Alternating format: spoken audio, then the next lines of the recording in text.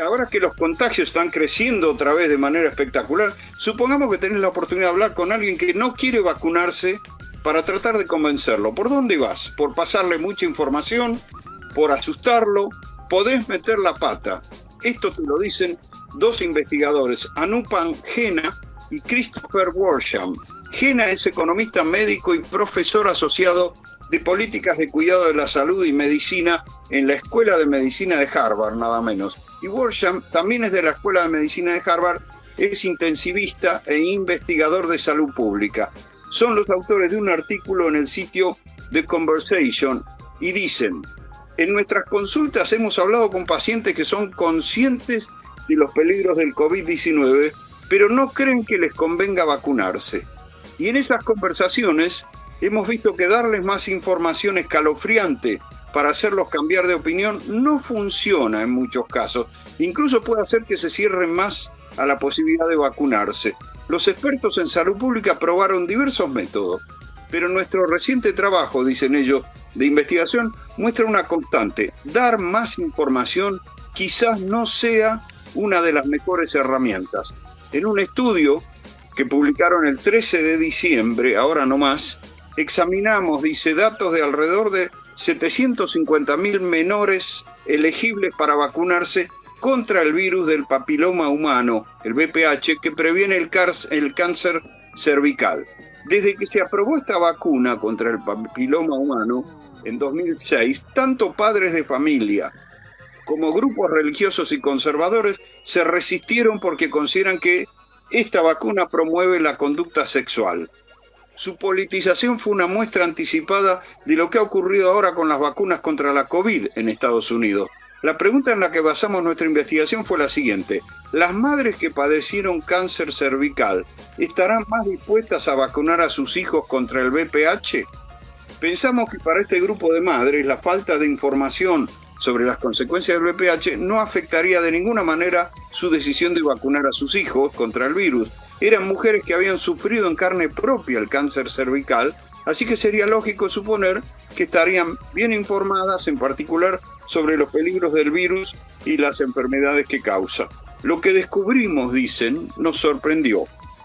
Las niñas y niños cuyas madres padecieron cáncer cervical no mostraron más inclinación a vacunarse contra el VPH que otros niños cuyas madres no habían padecido enfermedades cervicales. Los niños cuyas madres habían tenido un susto por un posible diagnóstico de cáncer, una biopsia de células cervicales que a fin de cuentas no fueron cancerosas, mostraron apenas una probabilidad un poco mayor de estar vacunados. El punto es que haber padecido cáncer cervical o tenido un posible diagnóstico de cáncer cervical no produjo el enorme aumento en tasas de vacunación que esperábamos. Los motivos por los que las personas deciden vacunarse son complejos, varían de una enfermedad a otra, de una época, cultura y geografía a otra y de un grupo social a otro. Sin embargo, dicen, si haber padecido cáncer cervical parece que no motiva a las madres a vacunar a sus hijos contra el VPH, tal vez no debería sorprendernos que los estadounidenses vacilantes no encuentren ningún motivo para vacunarse a pesar de haber tenido un familiar hospitalizado o incluso muerto a causa del COVID-19. Es posible que los relatos de médicos de salas de emergencia sobre casos desgarradores que ven en el hospital, por desgracia, no tengan ningún efecto significativo en las tasas de vacunación. La información sobre la COVID-19 seguirá siendo valiosa para las personas que están interesadas en vacunarse y que solo necesitan más datos. Pero es posible que esas personas solo sean una pequeña proporción de la población que no se vacunó todavía.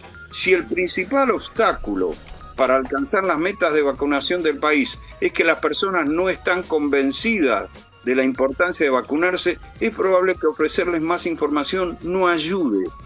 Nuestra investigación anterior, dicen, también demostró que por lo regular ofrecer más información no es suficiente para producir un cambio en la conducta. Un ejemplo clásico es el de los médicos, a quienes les cuesta seguir las mismas recomendaciones que ellos les dan a sus pacientes. A pesar de la amplia formación de los doctores y del acceso que tienen a la información médica en conjunto, los médicos apenas muestran una capacidad ligeramente mayor que sus pacientes para apegarse a las recomendaciones diseñadas para mejorar la salud. Eso ocurre también con las vacunas.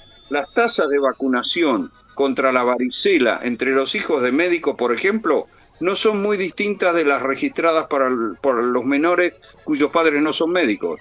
Aunque la mayoría de los padres vacunan a sus hijos contra la varicela, sería lógico esperar que las tasas entre las familias de médicos fueran especialmente altas.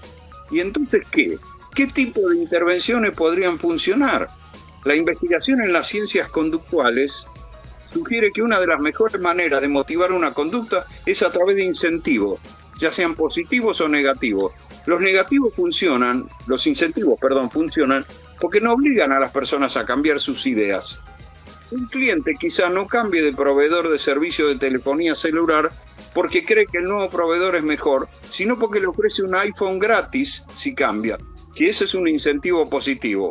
Un adolescente que vuelve a casa antes de la hora convenida con sus padres un sábado por la noche, no lo hace porque esté convencida de que es peligroso estar fuera hasta tarde, sino porque sabe que sus padres le quitarán las llaves del auto si sigue afuera después de la medianoche. Eso es un incentivo negativo.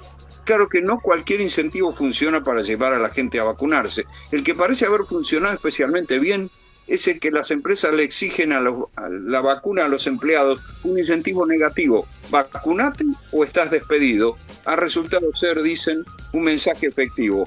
United Airlines, que les exigió la vacuna contra la COVID a sus empleados el verano pasado, informó en noviembre que el 100% de los empleados que están en contacto directo con los clientes se había vacunado y solo unos 200 de sus 67.000 empleados habían preferido ser despedidos a vacunarse.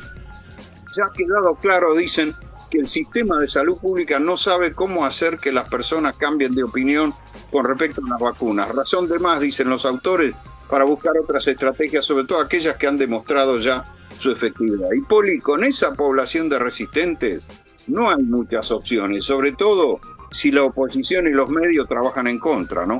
Es verdad, Jorge. Gracias.